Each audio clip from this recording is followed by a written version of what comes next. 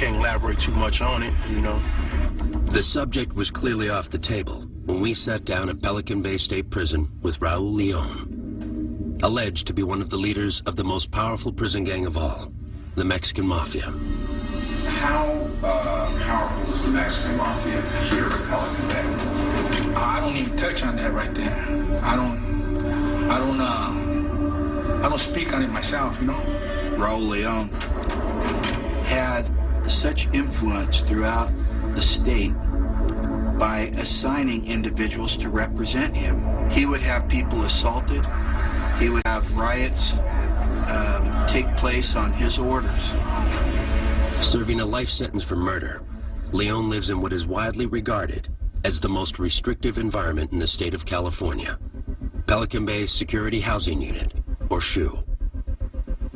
Inmates are confined to their cells for all but 90 minutes per day, which they're allowed to spend in a nearby concrete exercise area.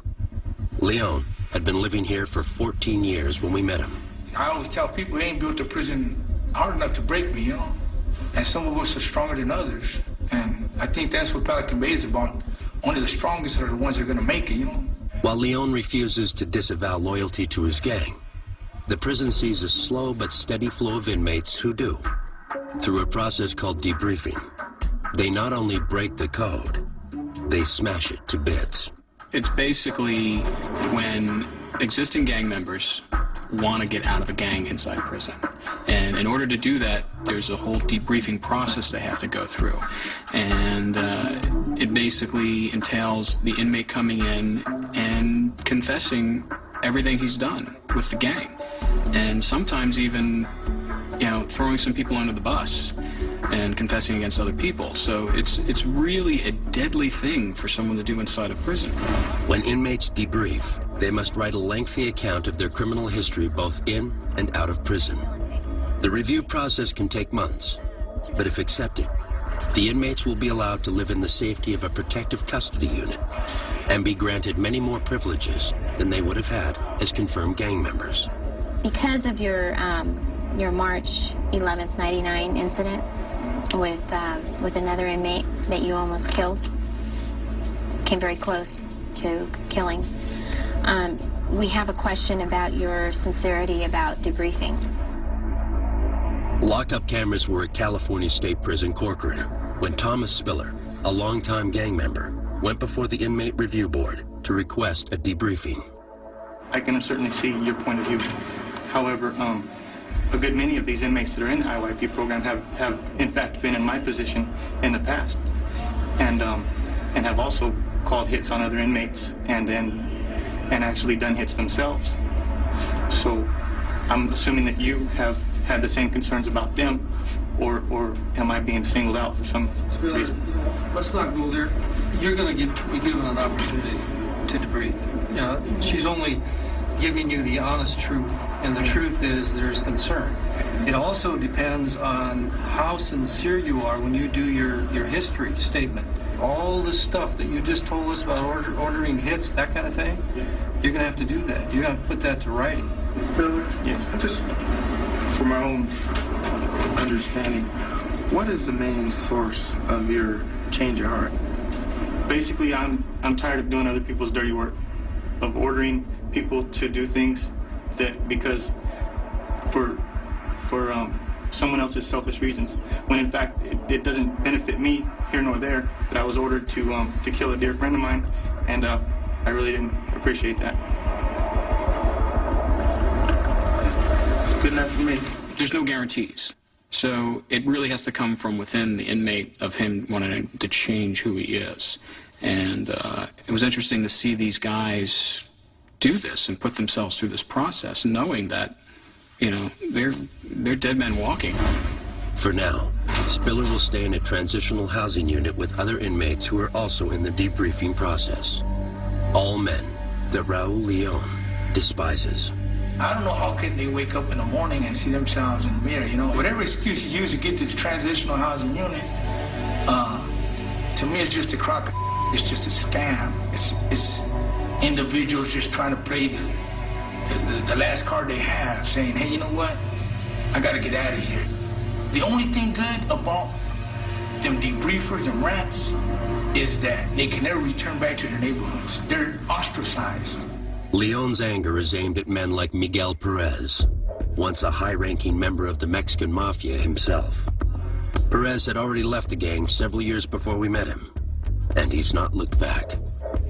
As for what soured myself on the gang life, in all honesty, is I opened my eyes to see it for what it is. It's all a bunch of betrayals and lies. There's no loyalty, there's no honor, there's no respect. I've seen too many innocent people being targeted that had nothing to do with the gang life. Just because one of their family members were a part of it, you ain't supposed to target innocent people. But Perez left us with a piece of advice for any inmate thinking about joining a gang. My word of advice to him is to remember two things. One, that he's not in control of his life. Because as long as he's a part of this gang, there's someone he has to answer to. Whether he believes he's his own man, that's a myth. Because someone's running his program. So he could walk around with his head puffed up, his chest out and everything, and think that he's Billy Badass. But he's gonna follow orders just like anyone else. For every badass, there's someone badder.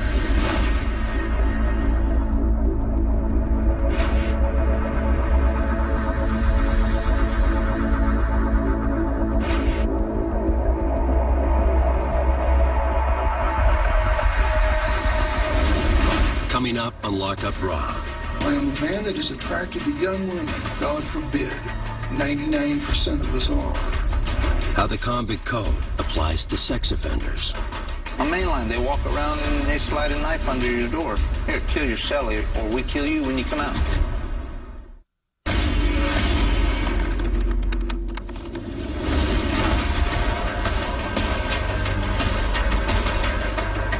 In every prison profiled on Lockup, our producers have found subtle differences in how inmates enforce the Convict Code, or the unwritten rules by which they live.